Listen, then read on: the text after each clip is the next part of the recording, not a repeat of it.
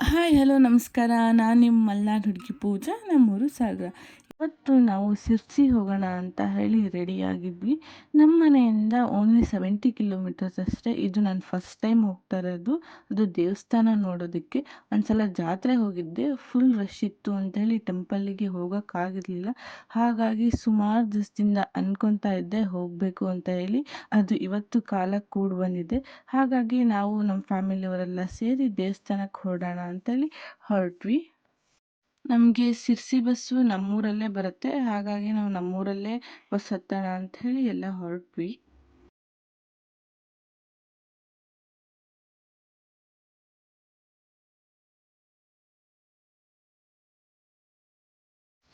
ಒಂದು half an hour wait ಮಾಡಿದ್ವಿ. ಯಾವುದೂ ಬಸ್ ಬರಲಿಲ್ಲ. ವೆಯ್ಟ್ ಮಾಡ್ತಾ ಇದ್ವಿ. ಮಾರ್ನಿಂಗ್ ಅಲ್ವಾ, ಸ್ವಲ್ಪ ಬಸ್ ಕಮ್ಮಿ ಇರುತ್ತೆ. ನಾವು 7:30 ಹಾಗೆ ಹೊರಟಿದ್ವಿ ಬೇಗನೆ. ಹಾಗಾಗಿ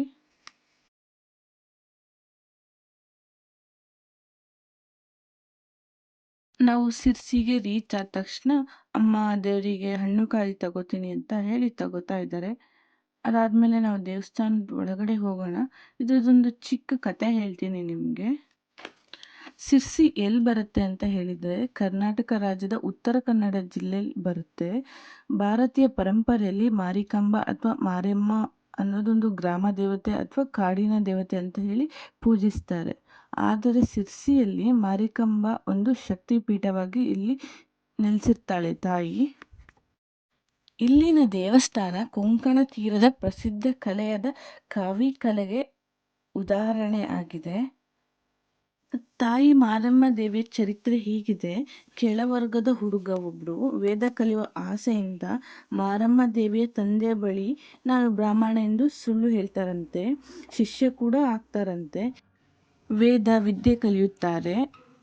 ಆದಮೇಲೆ ಆ ಹುಡುಗ ಮತ್ತು ಮಾರಮ್ಮ ದೇವಿ ಪ್ರೀತಿಗೆ ಒಳಗಾಗ್ತಾರಂತೆ.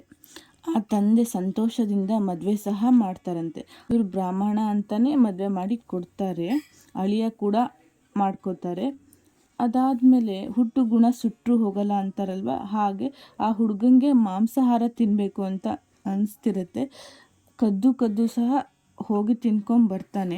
ಆ ವಿಷಯ ಮಾರಮ್ಮಂಗೆ ಗೊತ್ತಾಗತ್ತಂತೆ. ಆ ವಿಷಯ ತಿಳಿದ ಮೇಲೆ ಅವಳು ರೌದ್ರ ರೂಪಕ್ಕೆ ತಾಳಿ ತನ್ನ ಗಂಡನ್ನ ಸಾಯಿಸಲು ಮುಂದಾಗ್ತಾಳೆ. ಅವನು ಹೆದರ್ಕೊಂಡು ಓಡಿ ಓಡಿ ಹೋಗಿ ಎಲ್ಲಿ ಹುಡುಕಿದ್ರೂ ಸಿಗಲ್ವಂತೆ. ಎಟ್ ಲಾಸ್ಟ್ ಅವನು ಕೋಣದ ಒಳಗಡೆ ಅಡಗಿ ಕೂತಿರ್ತಾನಂತೆ. ಆ ವಿಷಯ ಗೊತ್ತಾದ ಮೇಲೆ ಮಾರಮ್ಮ ಆ ಕೋಣನ ವಧೆ ಮಾಡಿ ತನ್ನ ಸಿಟ್ಟನ್ನು ತೀರಿಸಿಕೊಳ್ತಾಳಂತೆ. ಪ್ರತಿ 2 ವರ್ಷಗಳಿಗೊಮ್ಮೆ ಧಾರ್ಮಿಕ ಪರಂಪರೆಯಂತೆ ವಿಜೃಂಭಣೆಯಿಂದ ಇಲ್ಲಿ ಜಾತ್ರೆ ನಡೆಸಲಾಗುತ್ತೆ. ಇದು ಭಾರತದ ಅತಿ ದೊಡ್ಡ ಜಾತ್ರೆ ಕೂಡ ಅಂತ ಹೇಳಿ ಕರೆಯುತ್ತಾರೆ. ಈ ಜಾತ್ರೆಗೆ ದೇಶದ ಮೂಲೆ ಮೂಲೆಗಳಿಂದ ಭಕ್ತ ಸಾಗರವು ಹರಿದು ಬರುತ್ತದೆ. ಈ ಭರತ ಖಂಡದ 51 ಶಕ್ತಿಪೀಠಗಳಲ್ಲಿ ಒಂದಾದ ಶಿರ್ಸಿ ಮಾರಿಕಾಂಬಾ ದೇವನವರು ಹೌದು. ಇಲ್ಲಿ ಜನ ಪ್ರೀತಿ ಮತ್ತು ಭಕ್ತಿಯಿಂದ ಮಾರಿಗುಡಿ ಅಂತಲೂ ಕರೀತಾರೆ ದೇವಸ್ಥಾನಕ್ಕೆ. 1988ರಲ್ಲಿ ಶ್ರೀ ಮಾರಿಕಾಂಬಾ ದೇವಿ ದೇವಾಲಯವನ್ನು ನಿರ್ಮಿಸಲಾಗುತ್ತೆ. ಈ ಮಾರಿಕಾಂಬಾ ದೇವಿಯು ದುರ್ಗಾದೇವಿಯ ಇನ್ನೊಂದು ಅವತಾರ ಅಂತಲೂ ಹೇಳ್ತಾರೆ. ಕರ್ನಾಟಕದಲ್ಲಿ ಎಲ್ಲ ಮಾರಮ್ಮಗಳಲ್ಲಿ ಹಿರಿಯ ಸಹೋದರಿ ಅಂತಲೂ ಕರೀತಾರೆ ಈ ಶಿರ್ಸಿ ಮಾರಿಕಾಂಬಾ ದೇವಿಗೆ, ಅಥವಾ ಇದನ್ನು ದೊಡ್ಡಮ್ಮ ದೇವಸ್ಥಾನ ಅಂತಲೂ ಕರೆಯಲಾಗುತ್ತೆ. ದೊಡ್ಡ ಸಹೋದರಿ ಅಂದರೆ ಕೊಲ್ಲೂರಿನ ಮೂಕಾಂಬಿಕೆ ದೇವಿ ಮತ್ತು ಮೈಸೂರಿನ ಚಾಮುಂಡೇಶ್ವರಿಗೆ ಇವಳು ದೊಡ್ಡ ಅಕ್ಕ ಅಂತ ಹೇಳಲಾಗುತ್ತೆ. ದೇವಿಯ ದರ್ಶನ ತುಂಬ ಚೆನ್ನಾಗಾಯಿತು ನಮಗೆ.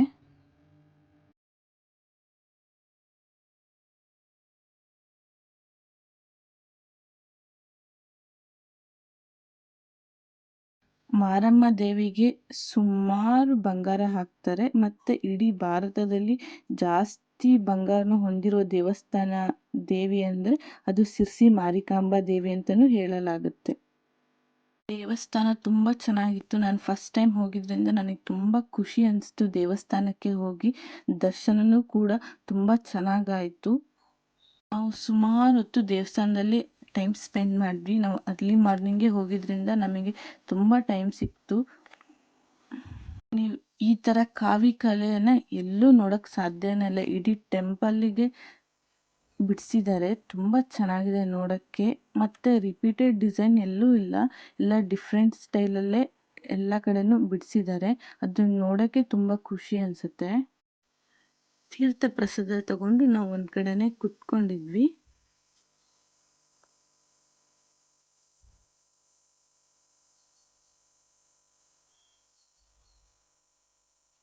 ಈ ದೇವಿಗೆ ತುಂಬ ಶಕ್ತಿ ಇದೆ ಅಂತ ಹೇಳ್ತಾರೆ. ಏನೇ ಮನಸ್ಸಲ್ಲಿ ಅಂದ್ಕೊಂಡ್ರು ನೀವು ನೆಕ್ಸ್ಟ್ ಎಲ್ಲ ಬರೋದ್ರೊಳಗಡೆ ಅದೆಲ್ಲ ಕಂಪ್ಲೀಟ್ ಆಗಿರುತ್ತಂತೆ. ನೀವು ಇಲ್ಲೊಂದು ಕೋಣನ ಸಹ ನೋಡ್ಬೋದು. ಕೋಣನ ಒಳ್ಳೆ ಆನೆ ಥರ ಸಾಕಿದ್ದಾರೆ ಇಲ್ಲಿ.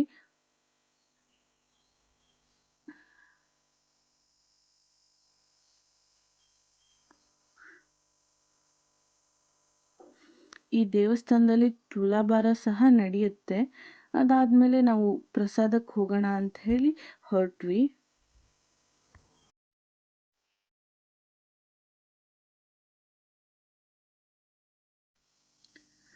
ಇವಳು ನಮ್ಮ ಅಣ್ಣನ ಮಗಳು. ನೀವು ಆಲ್ರೆಡಿ ವಿಡಿಯೋದಲ್ಲಿ ನೋಡಿರ್ತೀರ. ನಾನು ಎಲ್ಲಿ ಹೋದರೂ ನಾನು ಬರ್ತೀನಿ ಅಂತೇಳಿ ನನ್ನ ಜೊತೆಗೆ ಬರ್ತಿದ್ಲು. ಪ್ರಸಾದಕ್ಕೆ ಇನ್ನೂ ಟೈಮ್ ಇತ್ತು. ಹಾಗಾಗಿ ನಾವು ದೇವಸ್ಥಾನ ಇನ್ನೂ ಒಂದ್ಸಲ ನೋಡೋಣ ಅಂತೇಳಿ ನೋಡೋಕ್ಕೆ ಹೊರಟ್ವಿ.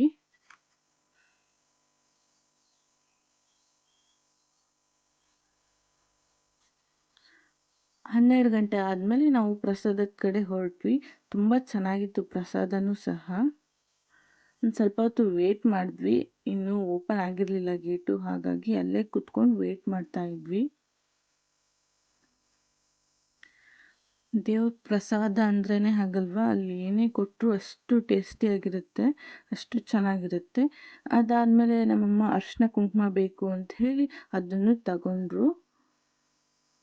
ನಮ್ಮ ಕಡೆ ಒಂದು ರೂಢಿ ಇದೆ, ಯಾವುದೇ ಜಾತ್ರೆ ಹೋಗಲಿ ದೇವಸ್ಥಾನಕ್ಕೆ ಹೋಗಲಿ ಅರಿಶಿನ ಕುಂಕುಮ ಸ್ವಲ್ಪ ತಗೊಂಡು ಬರಲೇಬೇಕು ಅಂಥೇಳಿ. ಹಾಗಾಗಿ ಅದನ್ನು ತಗೊಂಡ್ವಿ. ಅಲ್ಲಿ ಭಜನೆ ಮಾಡ್ತಾಯಿದ್ರು. ನಾನು ಸ್ವಲ್ಪ ಹೊತ್ತು ಭಜನೆ ಮಾಡೋಕ್ಕೆ ಕೂತ್ಕೊಂಡೆ. ಮನ್ಸಿಗೆ ತುಂಬ ನೆಮ್ಮದಿ ಅನಿಸ್ತು ಭಜನೆ ಮಾಡಿ.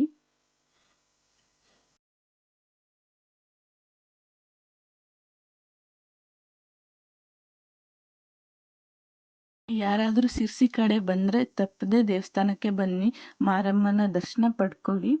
ಐ ಹೋಪ್ ಈ ವಿಡಿಯೋ ನಿಮಗೆ ಇಷ್ಟ ಆಗಿದೆ ಅಂದ್ಕೊತೀನಿ. ಇಷ್ಟ ಆದರೆ ಲೈಕ್ ಮಾಡಿ, ಶೇರ್ ಮಾಡಿ, ಜಾಸ್ತಿ ಸಬ್ಸ್ಕ್ರೈಬ್ ಮಾಡಿ. Thank you for watching.